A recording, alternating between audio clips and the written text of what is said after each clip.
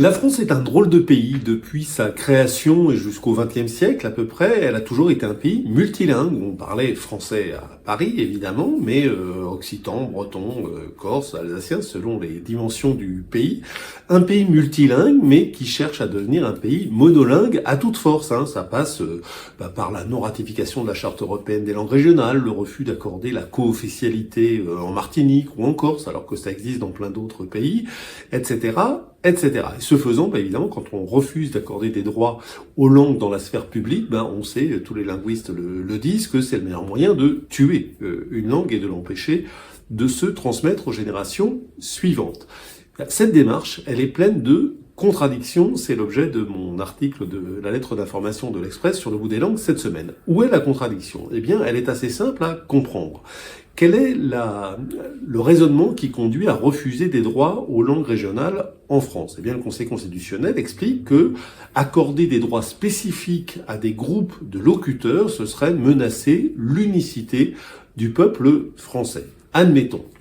Mais ce qu'on peut observer, c'est que dans d'autres domaines, il y a des spécificités accordées à des groupes et que là, le Conseil constitutionnel ne trouve rien à dire. Prenons quelques exemples. En Alsace, la sécurité sociale est tout à fait particulière et dérogatoire au droit commun. En Alsace-Moselle, pour être complet, les prêtres, les pasteurs sont payés par l'État. Outre-mer, il y a un régime fiscal complètement différent de celui de la métropole. Et à Wallis et Futuna, j'adore le rappeler, on a 3 rois.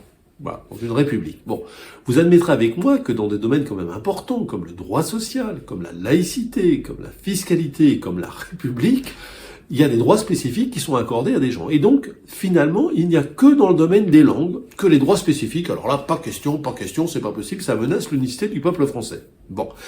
On peut en conclure, et ce n'est pas moi qui le fais, ce sont les linguistes, et notamment Michel Launay, que je cite, sur lequel je m'appuie pour ce raisonnement, on peut constater que la France a un tout petit problème par rapport à sa diversité linguistique spécifique, et qu'elle n'arrive pas à comprendre, malheureusement, cette différence pourtant qui me paraît simple, que je ne cesse d'évoquer, la différence entre le français langue commune, qui ne pose de problème à personne, et le français langue unique, qui conduit à détruire les autres langues de son territoire et qui est une catastrophe dans le domaine culturel.